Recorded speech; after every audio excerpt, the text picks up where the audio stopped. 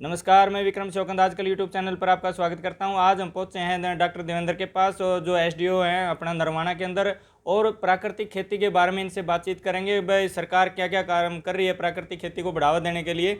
Sir नमस्कार। नमस्कार जी। Sir, हमारे चैनल में आपका स्वागत है। जी धन्यवाद।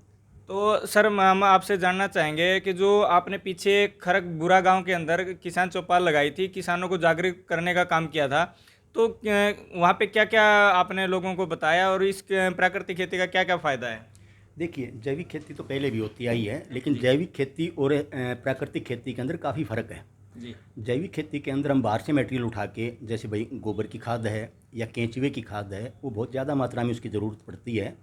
अभी पीछे 8 मार्च को कुरुक्षेत्र के अंदर प्राकृतिक खेती के ऊपर स्टेट लेवल का एक बहुत बड़ा फंक्शन ऑर्गेनाइज किया गया था, जिसमें माननीय मुख्यमंत्री जी, माननीय कृषि मंत्री जी, महामहिम राज्यपाल गुजरात आचार्य देवव्रत जी और विभाग के सभी अधिकारीगण वहाँ मौजूद थे।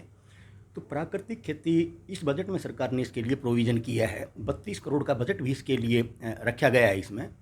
और प्राकृतिक खेती के अंदर किसान को बाहर से कुछ नहीं लेके आना।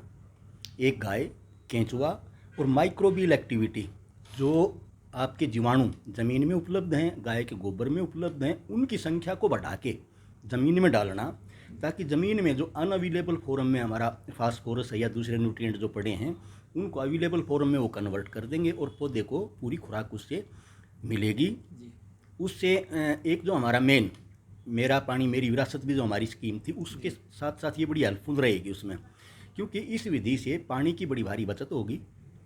जी पानी की इसमें बचत पानी आएगी की और पानी मतलब लगेगा कम इसमें। लगेगा, क्योंकि ज़मीन की वाटर होल्डिंग कैपेसिटी बढ़ जाएगी। ज़मीन के अंदर ज्यों ज्यों पोरोसिटी बढ़ेगी तो उसकी वाटर होल्डिंग कैपेसिटी बढ़ती है, तो वो होगी। और सरकार ने इसमें ये भी अश्योर किया है, माननीय कृषि मंत्री जी ने स्पेशली ये बात बताई, भाई स्टार्टिंग में प्राकृतिक खेती में यदि पैदावार में कुछ फ़र्क भी आता है जी तो शुरू के 3 साल जो गैप होगा उसकी भरपाई हरियाणा सरकार करेगी।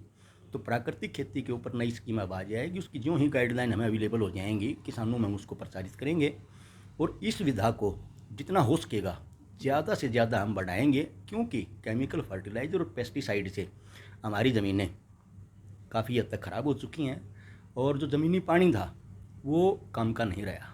इवन इरिगेशन के काबिल भी नहीं, पीना तो दूर की बात, सिंचाई में भी उसको हम काम में नहीं ले सकते।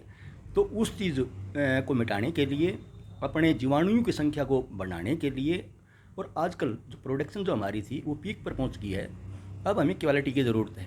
जी जी और माननीय कृषि मंत्री जी ने ये स्पेशल ध्यान दिया, स्पेशल ये बात कही, जो किसान भाई प्राकृतिक खेती की ओर बढ़ेंगे उनके प्रोडक्ट को एक मार्केट उपलब्ध करवाया जाएगा, ताकि उनको बिक्री में दिक्कत ना आए, उनकी उपज का एक वाजिब दाम किसान को मिले। इसके लिए गुड़गांव में एक मार्केट प्राकृतिक खेती के जो प्रोडक्ट का वो उपलब्ध करवाएंगे, जो कि बहुत बढ़िया पहल है। माननीय कृषि मंत्री जी की बहुत बढ़िया सोच है किसानों के लिए। तो सर, आपने बताया कि भाई जैसे इसका जो फ़ायदा है, भाई प्राकृतिक खेती करने से हमें क्या क्या सरकार कर रही है प्राकृतिक खेती के लिए। तो इसमें जो किसान हैं, किसान चाहते हैं कि लागत कम हो और मुनाफा ज़्यादा हो। जी। तो जब प्राकृतिक खेती की तरफ उनका रुझान होगा तो जाहिर सी बात है कि उत्पादन कम होगा। नहीं, ऐसा नहीं है। देखिए, लागत तो डेफिनेटली घट गई आपकी, जी इसमें तो कोई दो राय नहीं, बाहर से कुछ जी लेके नहीं आना। जी सारी चीज़ उसके खेत में जो अवेलेबल है, घर पे अवेलेबल है, उसी का लेकिन इस्तेमाल उस करना, सर लागत घट गई। लेकिन उत्पादन तो इसमें कम हो गया ना सर। उत्पादन में देखिए, महामहिम आचार्य देवव्रत जी लगातार इसको काफ़ी टाइम से कर रहे हैं, उनका अपना एक पर्सनल अनुभव था। जी भाई स्टार्टिंग में शुरू की साल पैदावार में 10% का फासला था, दूसरी साल में बराबर आ गया, तीसरी में आगे निकल गया। जो एक रूटीन में मैं लिया करता, जो अपनी खेती कॉमर्शियल एग्रीकल्चर मेरी चल रही थी, जी तो इसमें ज़्यादा गैप की वो नहीं है। सरकार ने ये प्रोविज़न भी कर दिया 3 साल के लिए। भाई शुरुआती 3 साल में जो पैदावार में जो फ़र्क आएगा, आपकी पैदावार में जो गैप आएगा, जी उसकी भरपाई सरकार करेगी। इसके लिए सरकार ने एक स्पेशल फंड इसके लिए 32 करोड़ का इसी साल रख दिया इसी है। इसी उसको गैप को गैप मिटाने को के लिए गैप 32 करोड़ का जो बिल्कुल बिल्कुल दिया गया है। डेफिनेटली जी। उसके लिए। तो सरकार की इस पहल को हम कहेंगे कि बहुत बढ़िया पहल है।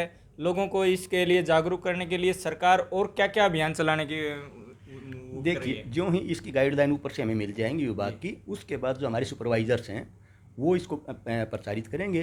किसानों के हम मतलब कैंपेन चलाएंगे, लार्ज स्केल कंपेनीज के बारे में हम चलाएंगे, भाई कौन सी फसलों में कैसे कैसे इसको इम्प्लीमेंट किया जाए। और शुरुआती स्टेज में हम किसान को यही कहेंगे, भाई 2 एकड़ का किसान है, आप आधा एकड़ में करके देखो, लेकिन समुचित तरीके से कीजिए। पूरी इसकी जो विधा है उसको अडोप्ट करते हुए इसको कीजिए, ताकि आपको मुनाफा हो और इस पथ के ऊपर आप निरंतर आगे बढ़ते जाएं। तो ये थे हमारे साथ डॉक्टर साहब, इन्होंने बताया कि जो प्राकृतिक खेती है उसके क्या क्या फ़ायदे हैं और सरकार इसको लेकर के क्या कर रही है। तो लोगों को भी इस चीज़ को लेकर के जागरूक होना पड़ेगा, क्योंकि जो हम उर्वरक खेत में डालते हैं उसको खाने से हमारे शरीर के अंदर बीमारियों ने घर कर लिया है।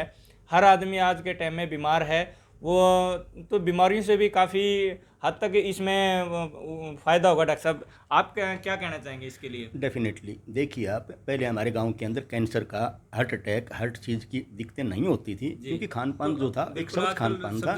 और आजकल ये बढ़ गई। इसके अंदर फर्टिलाइज़र का, पेस्टिसाइड का मेन रोल है इसमें। और दूसरा, आप खाद के ऊपर सरकार एक हैवी अमाउंट सब्सिडी का, हमारा बहुत ज़्यादा पैसा विदेशों में जाता है। जो सब्सिडी हम दे रहे हैं, बाहर से हम खाद लेते हैं, काफ़ी महंगा पड़ता है हमें। और इसी विधा से हमारी जो फॉरेन करेंसी है वो भी बचेगी, हमारी सेहत भी सुधरेगी और किसान का लेवल भी सुधरेगा। जी, तो धन्यवाद डॉक्टर साहब। तो हमारे साथ डॉक्टर साहब थे, तो इन्होंने बहुत ही अच्छी जानकारी दी और हम चाहते हैं कि हर आदमी इस प्राकृतिक खेती की तरफ जाए। और अगर इसका किसी को वो देखना है कि भाई प्राकृतिक खेती कैसे होती है, तो हमारे किसान ने इस चीज़ को यहाँ पे उचाना के पास में गांव है खरगपुरा, वहाँ पे इस चीज़ को लागू किया हुआ है। वो 3-4 साल से उसको कर भी रहे हैं और उनकी फसल भी आज के टाइम में है। तो आप वहाँ पर जा कर के भी देख सकते हैं। और वीडियो अच्छी लगे तो लाइक, शेयर और कमेंट ज़रूर करें। धन्यवाद। जय हिंद, भारत माता की जय।